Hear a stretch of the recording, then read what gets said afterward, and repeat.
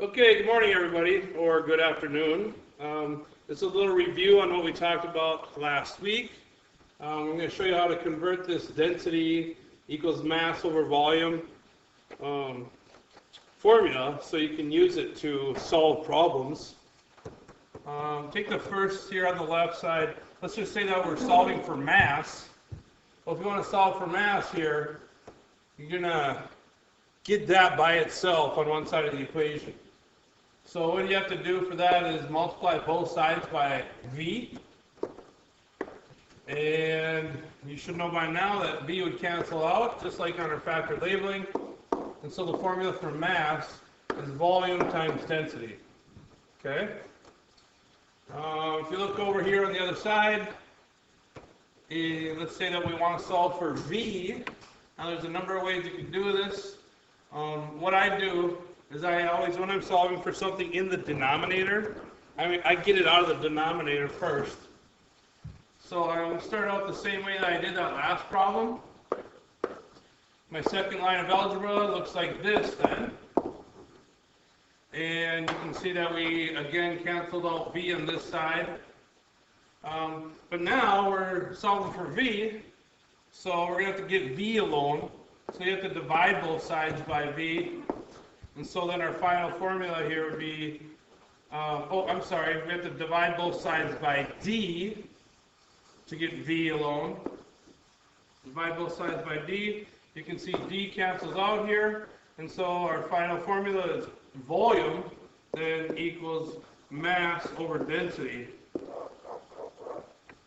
Okay, I guess there's another way that we kind of show it to make the algebra a little faster, although I suggested to do it the way that I just said, and that's using the magic triangle, or some people call it the magic circle.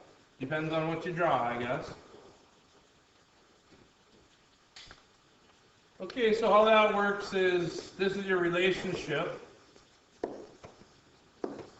Okay, and then let's just say that you're going for density. So your unknown is density. So you want to go, I don't know what density is. I'm going to try to find out the relationship. So what you do with this triangle then is you cover that d up because you don't have it. And then what you're left with is the orientation of the other variables. And the orientation is the mass over the volume. So your formula then becomes density equals mass per volume. Okay? So let's look with the same triangle to figure out our other formula. Let's say that we're looking for volume. Okay, so this time we don't know what volume is. So you put that down, saying, hey, I'm trying to solve for volume because it's unknown. Well, then you cover that up because you know you don't have it, and then you look at the rest of the relationship, and it's mass per density. So there's your formula for volume. Okay. I bet you can figure out what we're going to do next here. And that would be solving for mass. Okay, so now I'm looking for mass. Okay, so I'll write my formula here.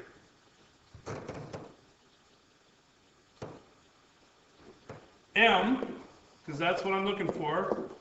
M here, you got to cover up M. So I cover it up with my hand. I'm just erasing it on here.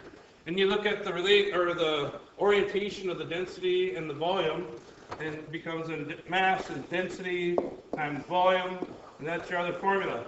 So this is, the magic triangle. This is the easy way to do algebra, which I don't know how excited your math teachers would be about that, but I want you to get these conversions and these problems done correctly.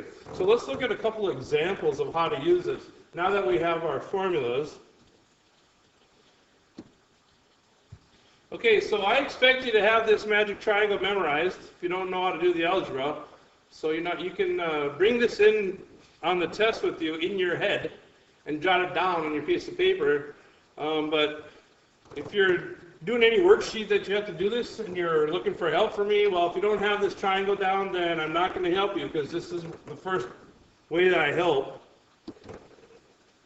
Okay, so if you look on your worksheet, density and Kelvin conversion problems, you'll see that the first problem says, what is the density of a substance that has a mass of 100 grams and takes up 110 cubic centimeters of space? So I've kind of modified that because I'm not going to give away all the answers, but we're looking for density. So the first thing you want to do is write your formula. Okay, so density equals, cover up your D over here. Oh, we have mass and volume. In this relationship, mass per volume. Okay, and so then you just plug in the numbers. So it's 200 grams per 500 or 50 grams per centimeters cubed. Okay. And so now you can see that we have our numbers incorrectly. So then you just take out your calculator and you plug in your numbers. So I got 200 divided by 50, and my answer is 4. Okay, so my answer is 4 grams per gram cubic centimeters. Okay, so that's an example for you. It's really, we call this just plug and chug, where the formulas are already set up for you and ready to go.